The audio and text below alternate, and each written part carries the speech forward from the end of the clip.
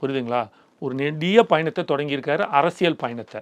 அது ஏனோ தானோ அப்படின்ட்டுன்னு ஒரு சந்தர்ப்பவாதியாக தனக்கு வாய்ப்பு இது வரைக்கும் வேறு எதுக்கும் கிடைக்கல, இதில் ஏதாவது ஒன்று ட்ரை பண்ணி இது மூலமாக ஏதாவது சம்பாதிச்சிக்கலாம், இல்லை இது மூலமாக ஏதாவது பண்ணுவோன்னு வராமல், நான் மக்களுக்காக வருகிறேன், மக்கள் சேவை செய்ய வருகிறேன், தமிழகத்தையும் தமிழ் சமுதாயத்தையும் முன்னேற்ற வருகிறேன் அப்படின்றதுல ஒரு ஐடியாலஜிக்கலாக ஆத்மார்த்தமாக உள் மனசுலேருந்து வரணும் சார். அதெல்லாம் இங்கேருந்து வரணும் சார். சும்மாவெல்லாம் இங்கேருந்து வரக்கூடாது, இங்கேருந்து வரணும், அந்த மனசுக்குள்ளேருந்து வரணும். அது அவருக்கு வருது. அதனால தான் தேடி தேடி பிடிச்சி எடுக்கிறார்.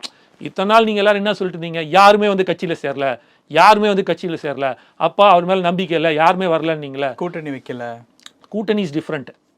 கூட்டணி விட்டுருங்க. அது வந்து கொள்கை ரீதியாக நாங்கள் 2 பேரும் வேறு இருந்தாலும் அரசியல் களத்தில் வரும்போது தேர்தல் கூட்டணிக்கு வேறம்பாங்க, சீட்டுக்கும் பேரம் பேசுகிற கூட்டம் அது. இவர் சீட்டுக்கு பேர இப்போ இதுவே புரியுதா? இப்போ யாருமே வந்து சேரல, எந்த முன்னாள் கலெக்டர் வரல, அவங்க வரல, இவங்க வரல, கட்சியிலேருந்து வந்து எக்ஸெல்லாம் கூட வந்து சேரல, அப்போ இவர் மேலே நம்பிக்கை இல்லைன்னுங்களே. அப்படி இல்லை, எல்லாரும் வந்திருக்காங்க. ஆனால் இவர் கடைஞ்சி எடுக்கிறார்.